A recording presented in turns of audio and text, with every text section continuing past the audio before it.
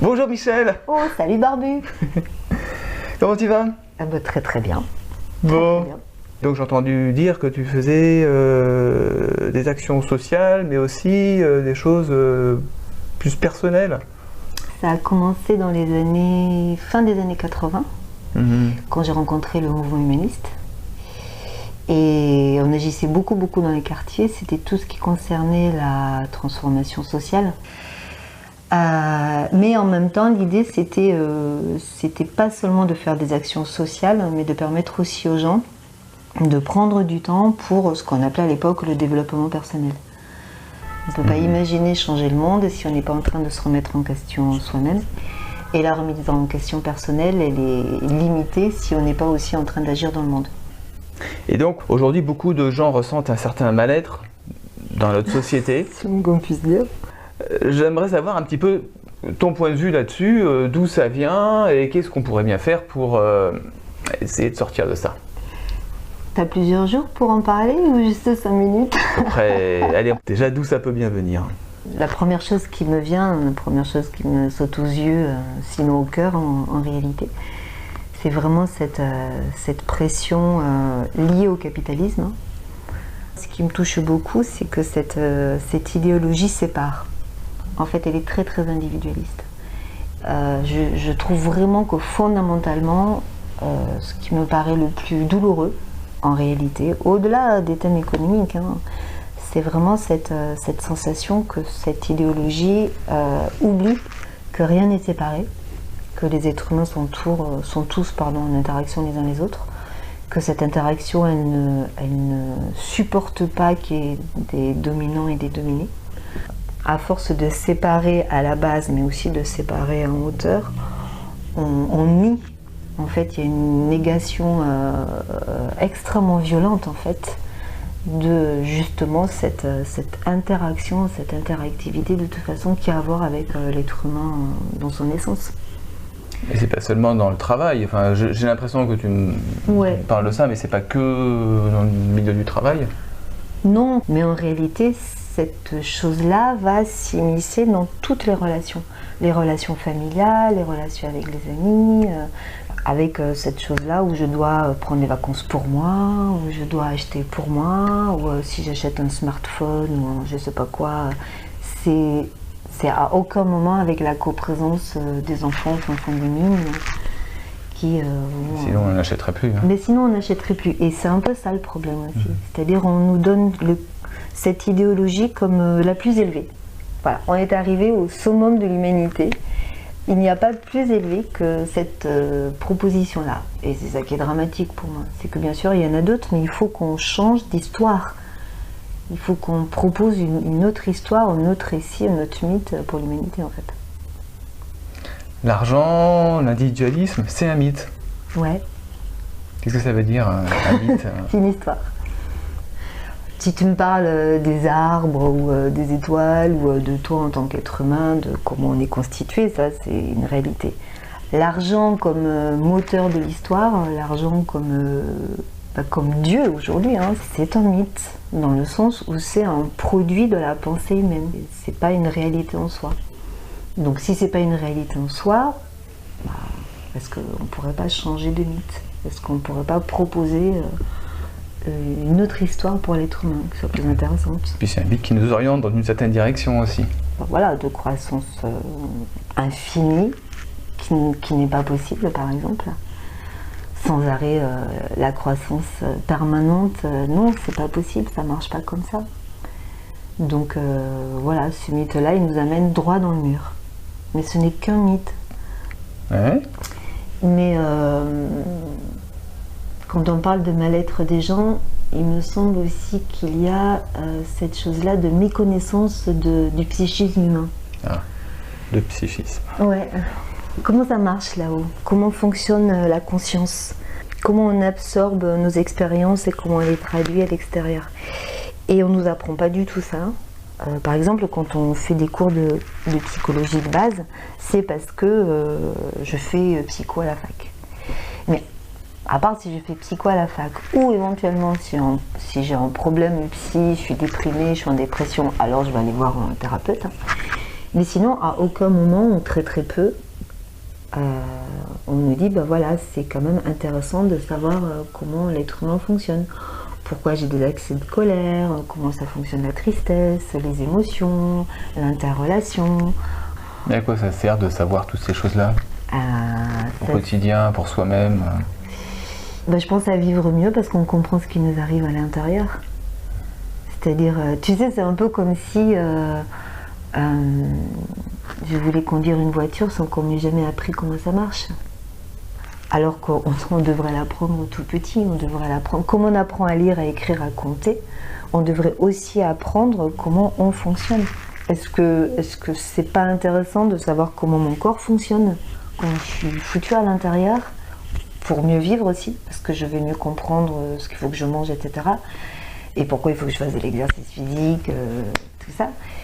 Mais comment je fonctionne au niveau psychique, c'est vraiment très très important. Moi, ce qui m'a intéressé dans la philosophie humaniste, c'est tout l'aspect de la conscience active, en fait. C'est aussi apprendre, comprendre, expérimenter que notre conscience, elle a une action. Que c'est pas juste je prends des choses dans ma mémoire et plus ou moins ça part dans l'inconscient et je sais pas quoi en faire. Mais qu'elle a une action dans le monde. Ce schéma de la conscience, il me semble vraiment très très intéressant. Depuis du coup la compréhension que les choses ne m'arrivent pas juste alors que j'ai rien choisi, mais aussi parce que j'ai quelque chose de très très actif et une intention qui a commencé d'ailleurs avant moi et qui va au-delà, dont je peux être un peu plus maître quand je comprends comment ça marche. C'est vrai que ces derniers temps, depuis une petite décennie, on entend parler de plus en plus de développement personnel, par exemple. Il y a des revues. Il y a des revues, il y a des tas de revues qui parlent de ça, donc on sent que les gens cherchent. C'est-à-dire que je sens que dans tout ce mal-être, il y a quand même une recherche humaine qui va au-delà du mal-être, en fait. Les gens ont besoin de comprendre, ils ont envie. Il faut encore faire pas mal d'efforts pour transmettre le plus possible ces enseignements-là. Et la troisième chose qui me paraît avoir avec le mal-être aujourd'hui, c'est le manque de spiritualité. On a peur de ce mot. Ça nous fait penser à la religion, ça nous fait penser à des sectes, ça nous fait penser à du lavage de cerveau. Or, si l'être humain est corps et mental, on va dire, il a aussi une part spirituelle, existentielle, qui est aussi importante que tout le reste, que les choses très pratico-pratiques, très pragmatiques, très pragmatiques, très physiques. Et cette part de spiritualité, dans notre monde occidental, elle est un peu mise de côté. Je pense pour une raison très simple, c'est que si on était de plus en plus nombreux à se rendre compte de cet espace spirituel en nous, on aurait de plus en plus de force. Et que ça pourrait bien faire basculer beaucoup de choses en fait. Quand j'ai commencé à militer dans le mouvement humaniste dans les années 80, il y avait déjà chez nous cette notion de spirituel. C'était pas dit comme ça, mais à travers le développement personnel, on sentait que ça c'était en train de surgir. Et ça faisait peur. C'est-à-dire faire de la politique et en même temps parler de développement personnel et en même temps voire même amener le champ de la spiritualité dans la politique, c'était impossible, vraiment impossible. Aujourd'hui, on sent que les choses commencent à basculer en fait. On sent qu'il y a des fragilités qui sont en train de tomber, il y a des illusions qui se cassent la figure. Donc je pense que ce thème-là, qui est pour moi l'essentiel de l'être humain, c'est ce qui le rend heureux, commence à pouvoir prendre sa place. Mais il faut y aller. Ah, t'as dit un truc intéressant là. Ce qui le rend heureux. Oui. Non, mais je veux dire, ça... on commence à aller vers une solution, du coup. On est un peu dans une ouverture. Dans des tentatives. Tout le monde se demande qu'est-ce qui va se passer. Tout le monde cherche, mais c'est quoi cette histoire? C'est quoi le sens? Alors, quand on me dit non, moi ça ne m'intéresse pas, je pense que c'est plutôt parce qu'on a peur d'aller voir et que du coup on se remplit avec des achats, de la surconsommation, des vacances, de la télé, du travail, etc. Mais cette recherche-là, elle est fondamentale et dès qu'on commence à lui donner la place qu'elle doit avoir, et ben il y a d'autres réponses qui se donnent aussi dans le quotidien. Oui, pour moi c'est même la réponse pour être plus heureux. C'est retrouver en fait, retrouver cet espace intérieur qui est le plus intéressant, le plus joli, le plus beau, sans aucun doute le plus non-violent, puisque quand même le thème de la non-violence c'est mon moteur depuis pas grande. Mais vraiment, quand on se donne la possibilité de reconnecter avec ce qui est le plus profond en chacun de nous, je pense que oui, ça c'est une porte au bonheur, bien sûr. Quand on trouve cet état intérieur, oui, après on peut le mettre dehors. Mais c'est pas quelque chose qu'on cherche dehors pour mettre dedans. Bon, je parle d'expérience, hein, assez peu en théorie, mais plutôt par expérience. À travers le message des silos pour le coup. Et oui, avec plus une recherche pour expérimenter ce qu'était cet espace intérieur, ce qu'était cette force intérieure, comment je la mobilise, comment je peux la déployer, comment elle peut m'inspirer, etc. Ce qui m'intéressait aussi, c'était de ne pas tomber dans la pensée magique, de ne pas me dire que cette force intérieure, elle vient de la stratosphère et c'est un peu voilà, magique. J'avais besoin d'un peu plus d'ancrage et surtout je me disais que l'esprit et la matière ne sont pas deux choses si séparées que ça. Et alors du coup, je me suis intéressée à la physique quantique. Mais je suis rentrée dans cette recherche-là plutôt par l'ouverture poétique. Et aussi parce que j'ai eu du bol. Je suis tombée sur quelques personnes, des physiciens, et notamment un physicien au CERN, que j'étais allée visiter à un moment pour voir comment ça se passait, qui tous amenaient la physique et la physique quantique plutôt de manière très très poétique. Jusqu'à un moment me dire, bah tiens, je pourrais étudier un peu plus la proposition des cérémonies de silo à travers le message, qui donc propose de se connecter avec cette force intérieure et de pouvoir la projeter. Et voir qu'est-ce que cette force intérieure avait avec la matière. Et voilà, tout ça m'a beaucoup plu et on a fait un symposium d'ailleurs en 2000, je ne sais plus combien. 2012, 2013. 2013 peut-être. Où on a invité des artistes, des gens plus axés sur des recherches spirituelles et des scientifiques pour venir discuter entre eux et montrer que ces trois disciplines avaient beaucoup d'interactions. En fait, pour moi, la spiritualité, c'est un peu le boson de Higgs, tu vois, c'est ce petit boson qui va faire que toutes les particules vont créer une matière, en fait, vont créer la matière. C'est ça, la spiritualité pour moi. C'est en ça que ça m'intéresse aussi, c'est que, bon, le 19e siècle a amené beaucoup de séparation, c'est vrai. Avec la révolution industrielle et toutes ces choses-là, on a eu besoin de cataloguer, d'expliquer, de séparer pour comprendre. Alors on a séparé pour comprendre, on a mis tout ça dans des cases, mais ça c'était juste pour comprendre, on en a fait un but en soi en fait, alors que ce n'était qu'un outil. Et là, c'est un petit peu comme si on avait besoin de remettre du lien dans tout ça.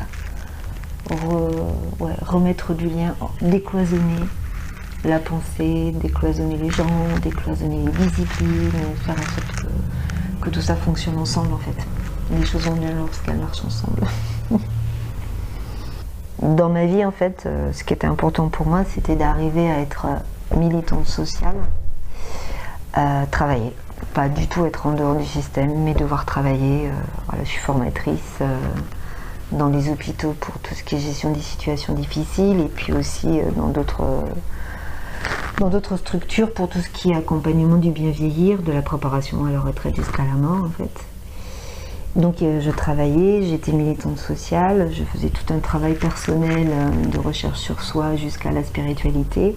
Et aussi mère de famille à élever une grande partie de ma vie seule, 2 enfants. Et tout ça c'est possible en fait, ces choses-là sont possibles et elles interagissent les unes avec les autres, elles se nourrissent s'il y a une direction en fait. Le thème c'est ça, c'était ma direction, c'était humaniser la Terre, disons-le simplement, et c'est toujours ça. Hein. Et ça a été un joli enseignement, vraiment pas simple, je me suis beaucoup trompée, j'ai beaucoup échoué aussi. mais beaucoup. Mais voilà, l'échec, ça fait vraiment partie du chemin.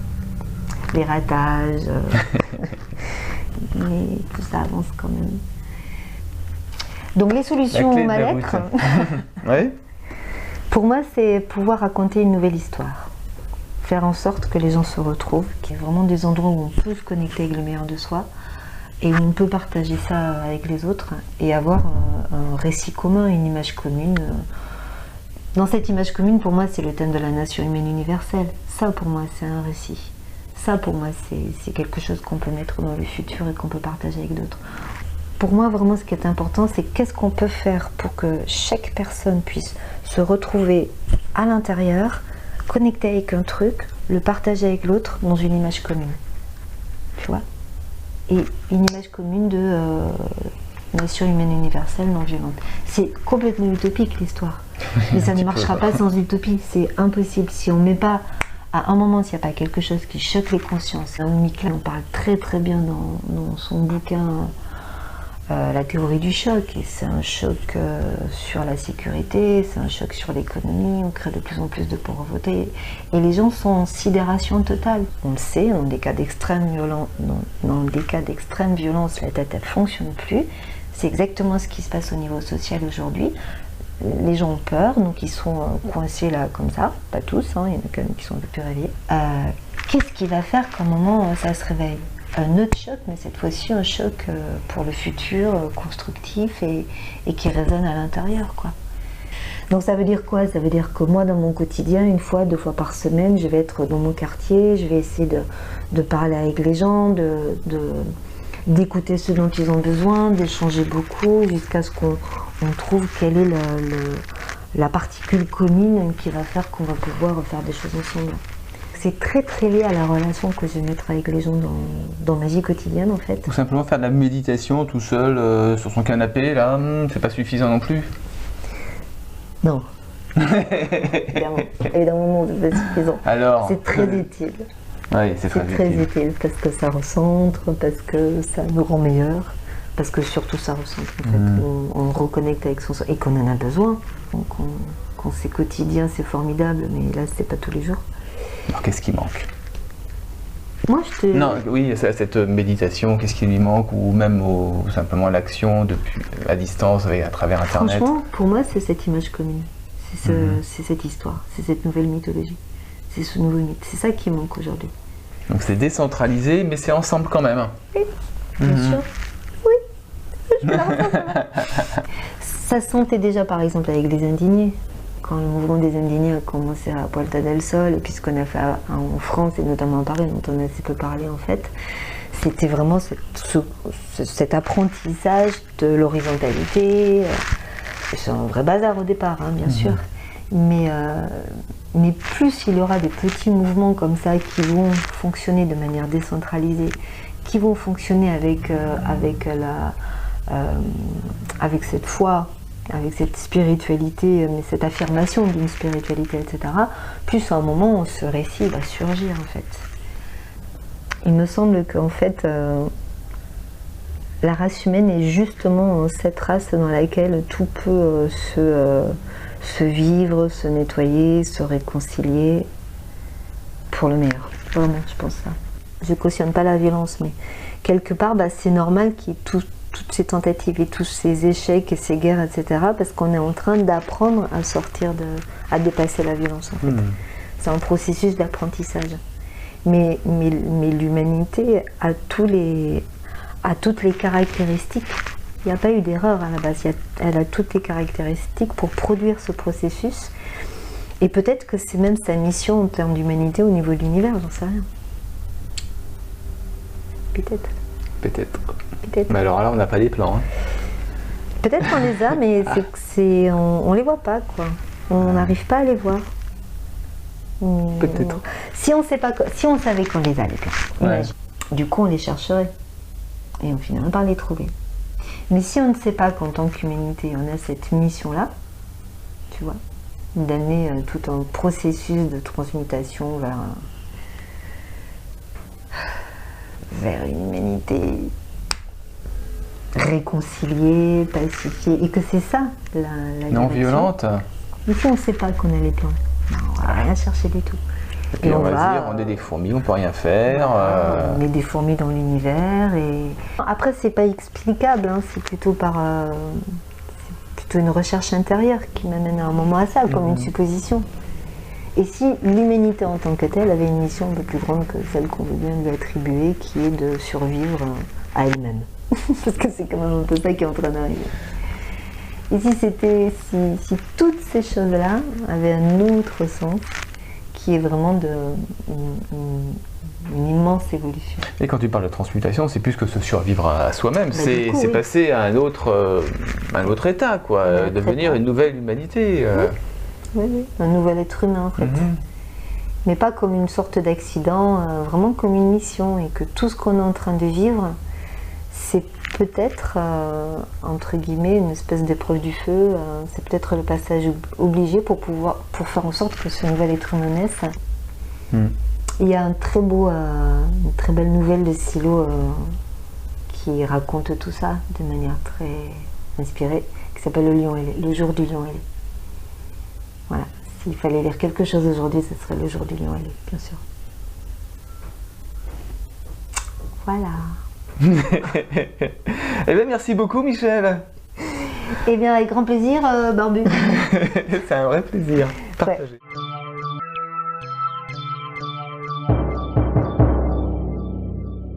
Ce qu'il faut faire aussi, c'est boire des cafés entre amis. Ouais. Ça, quand même, faut pas oublier. Bon, ben, on y va alors.